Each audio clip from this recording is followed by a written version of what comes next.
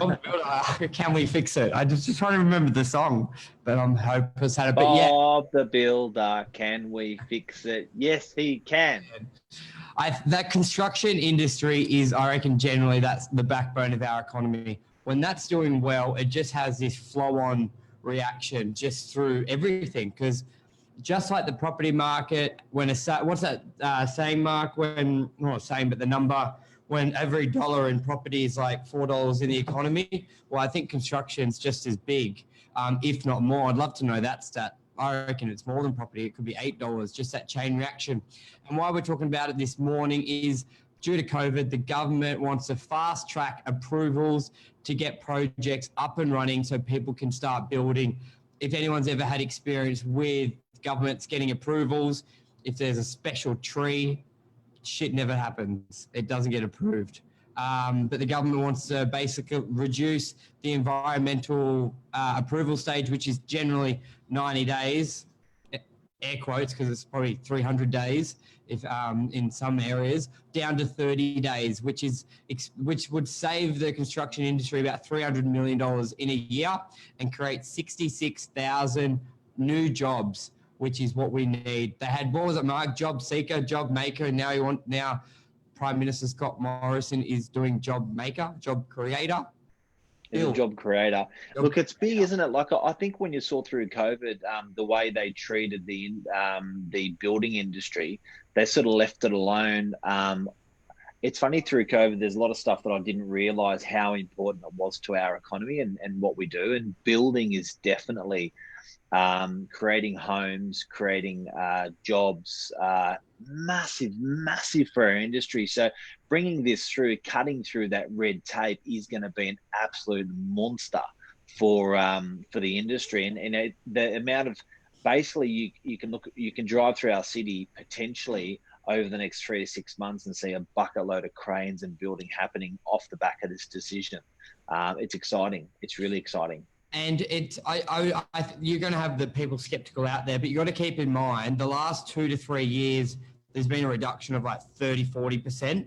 So we need 100% increase to sort of cover what we've missed the last 2 years, because the government, the government really pulled back on everything the last couple of years. Well, it was just a combination of everything where funding, super hard, approval. G'day Ray, g'day Michael, g'day David.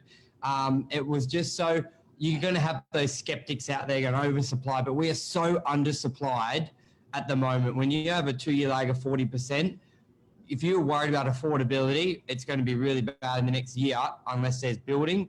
But with the attitude from the Prime Minister, he's almost saying their future problems, let's get jobs, because that's what's going to hurt people more now than a potential oversupply in 1 or 2 years. Let's get jobs, let's get things happening. And that's exciting. So that will mean people will purchase land, they'll buy, they'll settle. It just funds a lot. And you know what? I think people, we sort of take it for granted a little bit that it's, if you're calling it a pipeline of business, that pipeline of business, we don't really understand as real estate agents, as a community. But when you start moving to tier 1, tier 2 builders, the big end of town, they're pretty concerned because they're not seeing the big pipeline of jobs coming in 2, 3, 4 years away, which they're used to. They're sort of, and you know, we wouldn't feel it as a community and as people, but I think the government's very, very conscious that if that pipeline doesn't get filled real fast, there could be a serious starvation, lack of jobs and lack of accommodation provided for over the next period. So I think from them coming in and looking at the government, and what the initiative that's happened is the government's come in and said, guys, we're going to start approving stuff real quick that normally takes a long time. That's going to throw stuff into that pipe real quick, which is going to supply jobs real quick, which is going to make sure we're not going to fall into a hole a year or two down the track. I think at the moment that's what government's trying to do. They're just trying to make sure that there's not a hole post September or in 2020, 2021. So it's interesting times. So yeah, I think if you're a builder, great. If you're looking to buy a property, great. It's good. I think good builder. If you're a tier 1, tier 2 builder, I think that's the ranking, especially with like the banks. They've got a different level. I think you're going to have access to a lot of funds. and quick approvals. I think more than ever, your name and your ranking as a builder, if you're an established builder doing well, that's going to all push that's through. Opal Towers and all that stuff. I think that's put a lot of good pressure on bad builders. Yes. And it's made life easier for good builders because of stuff like Opal Towers. So I think the guys that are left standing at the moment, if they're going to be given the job, there's probably a really good thing. What people don't realize is if we don't have a constant supply of stock coming onto the market with a growing population that we have, you can create a massive bubble in the property market with pricing, and you don't want that bubble to burst. So potentially, if we don't get have a steady supply of properties coming onto the property market, prices could go out of control high. Affordability could be really hard, and then you're really getting into an area that you don't want to be. So I think government's conscious of that, making affordability better as well. Yeah, David hit the nail on the head, and we've said it on a couple of shows previously. Agree, mining, education, farming, tourism affected. So construction industry is probably the only hope for jobs, and I 100% agree with that. I made the statement probably 3 weeks ago. Even those what do you call them? The experts who get everything wrong with everything, medical and economy, but let's call them the experts. Let's call them government. Yeah, call them whatever you want, just guesses. Even if our economy, because I'm on the grounds with retail, it's not strong. But as David has pointed out, construction and property is really one of our only industries at the moment we can generate revenue and can generate jobs. When you think how quick a construction site has jobs started, like it can be from approval to within 30 days, you've got from 10 people to 1,000 people on site. That's jobs. So it's going to even artificially inflated, whatever it is, bump it up. That's going to stimulate the growth. People are worried about the debt level with GDP. Well, the best way is to grow the GDP, and then the debt doesn't look so bad, rather than some people will say higher taxes and all that crap. So I think we really need to all get behind the construction industry. Even if you're an anti-builder, it's the only thing we've got. If we don't have construction and property, education's out the window. Like education, well, a lot of it's from China. I think like Sydney Uni, I think it was like 30 or 40% is Chinese. And if they're not going to come, that's not going to be there. We've all heard about the farming. It just may not be there. So like it or not, I think building's the only thing we got. What about the 25 grand? 25 grand. If you're Northern Beaches, it doesn't really matter. But if you're not, then it may apply. So bullet points are, you have to be a person, can't be a company, can't be a trust, can't be any of that stuff. Got to be a person on your name. The 25 grand, yep. Yep, got to be a citizen. If you are, but your wife isn't, or vice versa, wife isn't, you are. You got to be a citizen. No, what's the other one? Permanent resident? No, permanent tourist. You've got to be full blown, whatever that is to qualify. It's got a lot of. Anmal covered it really well in a podcast she did with an accountant. So I'm just going to bullet point it. For a house and land, it's the value under 750,000 total. So Northern Beaches won't really apply. Your income individual has to be under 125,000. You and your partner under 200,000. This one may help Northern Beaches. Renovation. So if your property is valued today less than 1.5 million. They didn't stipulate if it's an agent opinion or a bank vow, as far as I'm aware. It just said, because they're still coming out. They haven't even set up the website and the hotline, so it's all very fresh. Yep. But basically, let's say if your house is worth less than 1.5, you can qualify if you're doing $150,000 worth of renovation, which is quite extensive. When you think about it, it's a big rent. That's putting another room or two on. It has to be an attached bathroom. So if you're thinking, I'll go build so you can't build a granny flat with it unless you just attach your granny flat to the existing house. Then that will qualify. So keep in mind, guys, granny flats do not have to be at the rear of the property. They can be at the front. They can be at the top. They can be under. They can be anywhere. So you may have to get a little bit creative to qualify, because I think that would be the best thing to do with this grant if you can make it work. What else was there? The work, it has to be done now.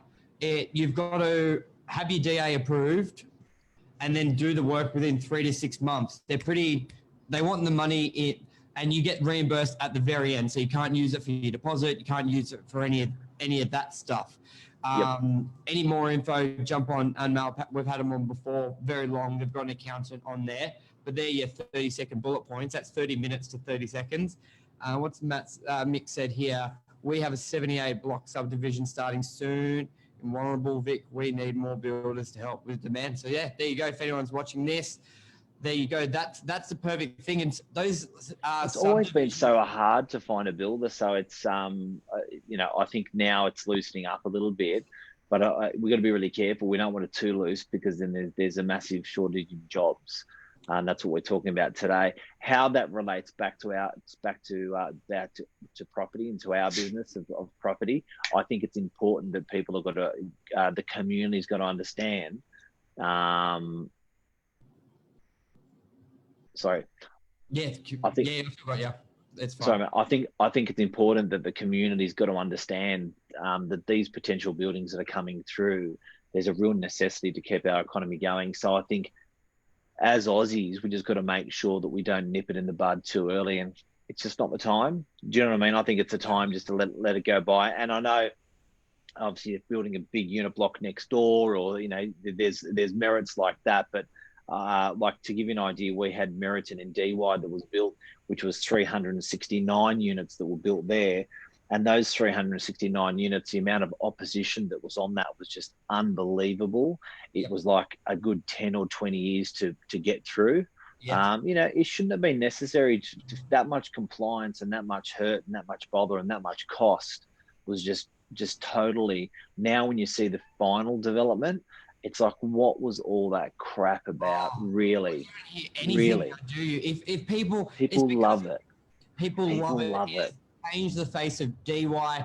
I've said it before. When I grew up on Northern Beaches, DY was, you didn't drive through it, you drove around it. It just wasn't the place. And you can tell that with property prices. Someone had to dig at me once for saying that, but face reality, it was half the price of Queenscliff, and now DY is surpassed Queenscliff. There's merits for that. They've redone the DY beachfront. Yeah. They've redone the centre. DY is where you want to be, and that needs to be created all across Sydney. Especially, you know what, Mark? There was so much. The point of our conversation was the planning to get a lot of these stuff through, and whether they got that planning right or whether they got that planning wrong, it still would have been much of the same of what it is. So there's so much time and effort that goes into this unnecessary planning, and that's what government, I think, saying at the moment. They're saying, let's just cut through the bullshit, cut through the red tape, cut through the stupid long processes of planning, and let's just look at the important things and deal with them and get it approved. It doesn't need to take that long, guys. And I think that's coming from the government, from the top down. I think from the bottom up, from the community level, we've got to support it. Yeah, and we're not saying supporting you're in an area where you're supposed to do 4 units and you're trying to do 30. Like, it's all reasonable. Flying under the controls, because you know what the issue was with everyone, with I reckon the majority of councils, they've got set controls. So developers can work out what they can do based on the controls. And a lot of them apply with what the controls are. Sometimes they tweak it a little bit just so they get a bonus. But most of them are pretty good at, if you say I can do 10, I may ask for 11, or I'm doing 10. But then they're caught up with red tape for a year or two. That's what the government want to get rid of. We're not saying that's a rainforest and let's destroy it, or that's a national park and let's do that. That's not what the government is saying. Let's support the ones that basically comply, and in which normally they would get approved. But instead of us taking 9 months to approve it when we've got all the information from day one, let's just speed it up. Put more people the government will build up their sector who go through the documents. So it's more jobs in the government, and then the faster approvals, there's more jobs. So as you said, Mike, you nail on the head. Support from the government, support from the community. We've said it many times, tip a local, support your local businesses, support your local tradies, because you know what, Mark, a lot of the time with these construction sites, they're employing the local contractor. 150 trades different trades at least. When there's a unit block being built, there's at least 150 trades, I would have thought, being involved. So that's a lot of jobs. That's a lot of jobs. Yeah, that's a lot of jobs, a lot of bills being paid, a lot of school fees, a lot of, everything, mortgages being paid off the back of that. A lot of traffic. A lot of traffic. It's fine. Legend, thank you. Thank you, guys. Mick, David, thanks for your comments as usual. Planning takes too long. Mick Stewart, planning takes too long. 12 months is way. It's so true, especially when developers put forward what complies. Yeah. Anyway, and again, I'll stress that, guys. It's as much as a community. Yeah, but I'll stress it's as much as a community issue as well as a government issue. I think that us as a community got to realise, look, tree hugging is good. The tree hugging is good, but the extreme tree huggers are just making it are losing jobs for the community. So there's got to be that moderation. Perfect. Thanks, Michael Edwards, as well. Do comply developments of private certifiers. Could implement further private certifiers, but I think private certifiers have always been quick. It's just the lag with council, but I think that's a take this morning. So thank you everyone for jumping on. Mick will be on tomorrow as well. Love you, everyone. See ya. Bye.